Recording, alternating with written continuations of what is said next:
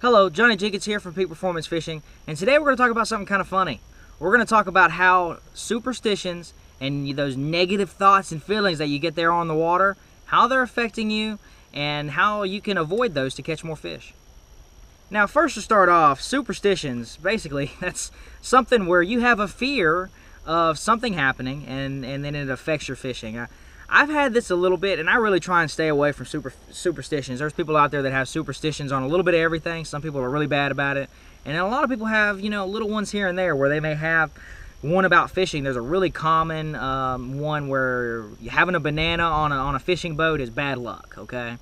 And then there's ones about having, I've had people tell me that if they have coal markers in their live well before a tournament, or during the morning of the tournament, they'll have a bad day. It's bad luck. Or if they have the net ready to land a fish and net one up, that it's bad luck, that they'll end up not catching one. And these are just these negative fears, these negative thoughts, this anxiety that's in your mind. And it's absolutely fooling you, and a lot of times it actually comes true just because of the way you think. And you're not focused on what you're doing. You're focused on your superstition and your fear. And when you're not focused on the job that needs to get done, and how you need to catch those fish. And this really applies to tournament fishermen, but if you just really want to catch more fish, try and get those superstitions out. When I was very early in my bass fishing, literally just applying some of these basic stuff and just learning how to catch fish, I learned really early that I didn't want superstitions and fears to get in the way and cloud my judgment and cloud my intuition and cloud the hard work and the time and the money that I put into this. So very early, I learned to face them, okay? I remember when I first started out, I would have a superstition that if we caught a fish on the first cast, it was going to be a bad day. Okay? I had a day where I caught a fish on the first cast.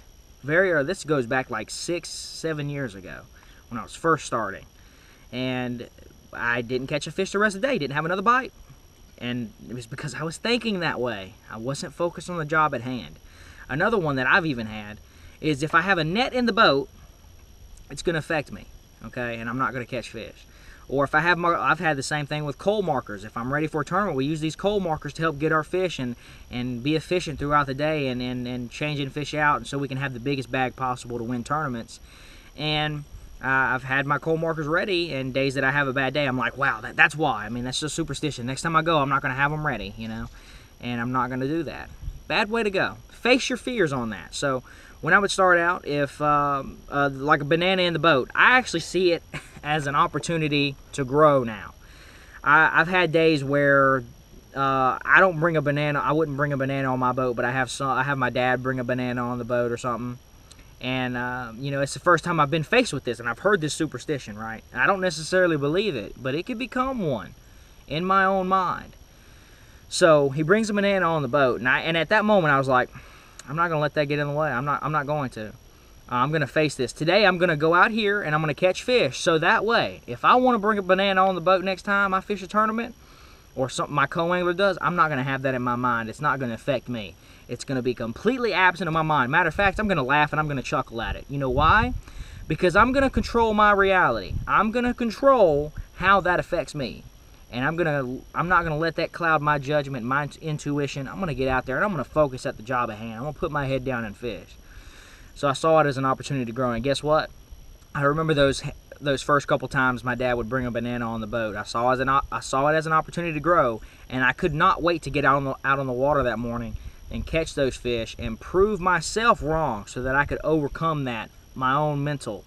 And that's a big deal. A lot of people don't understand. This is a sport, and there's people that make good money in the fishing industry, 6-digit figures in the fishing industry, and it's a sport, okay, and it's a full-time job, and there's a lot of mental that goes in this game. There really is. There's a lot of people that don't understand it.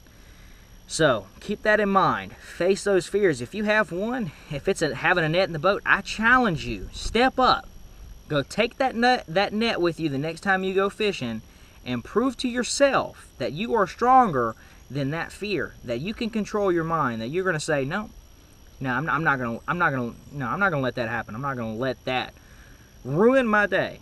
Okay? Experience all you can. Spend that time on the water. Don't let anything get in your way. I'm going to tell you what, you're gonna catch more fish. You're gonna land more fish.